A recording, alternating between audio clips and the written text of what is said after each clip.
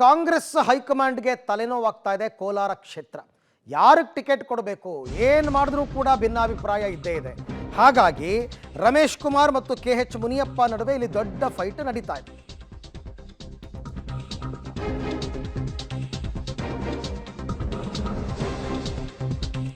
ಕಾಂಗ್ರೆಸ್ ಹೈಕಮಾಂಡ್ಗೆ ತಲೆನೋವಾಗಿದೆ ಕೋಲಾರ ಕ್ಷೇತ್ರ. ರಮೇಶ್ ಕುಮಾರ್ ಮುನಿಯಪ್ಪ ಬಣದ ನಡುವೆ ದೆಹಲಿಯಲ್ಲಿ ಜಟಾಪಟಿ ನಡೆದಿದೆ. ಬಲಗೈ ಸಮುದಾಯದವರಿಗೆ ಟಿಕೆಟ್ ಕೊಡಿ ಅಂತ ರಮೇಶ್ ಕುಮಾರ್ ಬಣದ ಪಟ್ಟು, ಇಲ್ಲ ಎಡಗೈ ಸಮುದಾಯದವರಿಗೆ ಟಿಕೆಟ್ ಕೊಡಿ ಅಂತ KH ಮುನಿಯಪ್ಪ ಪಟ್ಟು. ಎರಡೂ ಗುಂಪುಗಳನ್ನು ಸಮಾಧಾನ ಮಾಡೋದಕ್ಕೆ ಹೈಕಮಾಂಡ್ ಸುಸ್ತು. ಸೊ ಕೊನೆಗೆ ಎಡಗೈ ಸಮುದಾಯದ ಹನುಮಂತಯ್ಯ ಅವರಿಗೆ ಟಿಕೆಟ್ ಅಂತಿಮ ಮಾಡುವ ಸಾಧ್ಯತೆ ಇದೆ.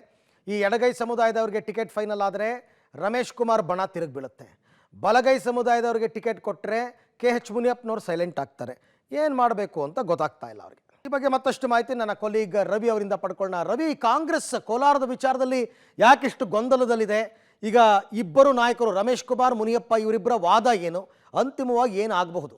ಅರವಿಂದ್, ಕೋಲಾರದ ಕಾಂಗ್ರೆಸ್ನಲ್ಲಿ ಇದೇ ಮೊದಲೇನಲ್ಲ. ಈ ಭಿನ್ನಮತ ಮತ್ತೆ ಗುಂಪುಗಾರಿಕೆ ಕಳೆದ ಹಲವು ವರ್ಷಗಳಿಂದ ಹಲವು ಚುನಾವಣೆಗಳು ಕೂಡ ಇದು ನಡೆದು ಬರ್ತಕ್ಕಂಥ ಸಂಪ್ರದಾಯ ಅಂತಲೇ ಹೇಳ್ಬೋದು. ಯಾಕಂದರೆ ಇಲ್ಲಿರ್ತಕ್ಕಂಥ ಗುಂಪುಗಳು ಅಂದರೆ KH ಮುನಿಯಪ್ಪ ಜೊತೆಗೆ ರಮೇಶ್ ಕುಮಾರ್ ಬಣಗಳ ಮಧ್ಯೆ ಕಳೆದ ಹಲವು ಚುನಾವಣೆಗಳಲ್ಲೂ ಕೂಡ ಪ್ರತಿಷ್ಠೆ ಜೊತೆಗೆ ರಾಜಕೀಯ ಮೇಲಾಟಗಳು ಕಳೆದ ಹಲವು ವರ್ಷಗಳಿಂದ ನಡೀತಾನೆ ಬರ್ತಾ ಇರ್ತಕ್ಕಂಥದ್ದು. ಅದರಲ್ಲೂ ಕಳೆದ ಲೋಕಸಭಾ ಚುನಾವಣೆಯಲ್ಲಿ KH ಮುನಿಯಪ್ಪ ಅವರ ಸೋಲಿಗೆ ಪ್ರಮುಖ ಕಾರಣ ಅಂದರೆ ಇದೆ ಅಂತಲೇ ಹೇಳ್ಬೋದು.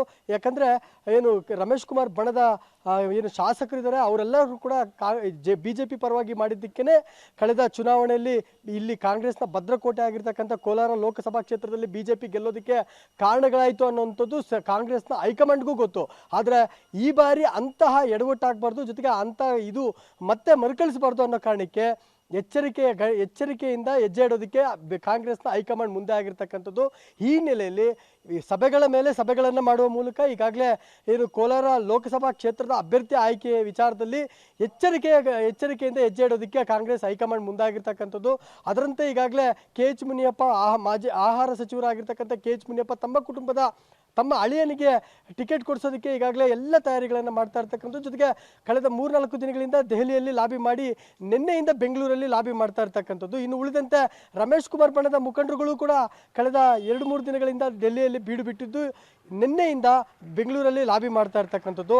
ನಿನ್ನೆ ಕೂಡ KPCC ಕಚೇರಿಯಲ್ಲಿ 2-3 ಸಭೆಗಳನ್ನು ಮಾಡಿರ್ತಕ್ಕಂಥದ್ದು. ಅದರಂತೆ ಇಂದು ಕೂಡ ಸಭೆಗಳನ್ನು ಮಾಡೋದಕ್ಕೆ KPCC ನಾಯಕರು ಈಗಾಗಲೇ ಎರಡೂ ಬಣದ ಮುಖಂಡರುಗಳಿಗೆ ಆಹ್ವಾನವನ್ನು ಕೊಟ್ಟಿರ್ತಕ್ಕಂಥದ್ದು. ಸದ್ಯಕ್ಕೆ ಹನುಮಂತಯ್ಯವರನ್ನ ಏನು ಪ್ರಚಾರ ಸಮಿತಿಯ ಕಾರ್ಯದರ್ಶಿಯಾಗಿ ಮಾಡಿರ್ತಕ್ಕಂಥದ್ದು, ಉಪಾಧ್ಯಕ್ಷನಾಗಿ ಮಾಡಿರ್ತಕ್ಕಂಥದ್ದು.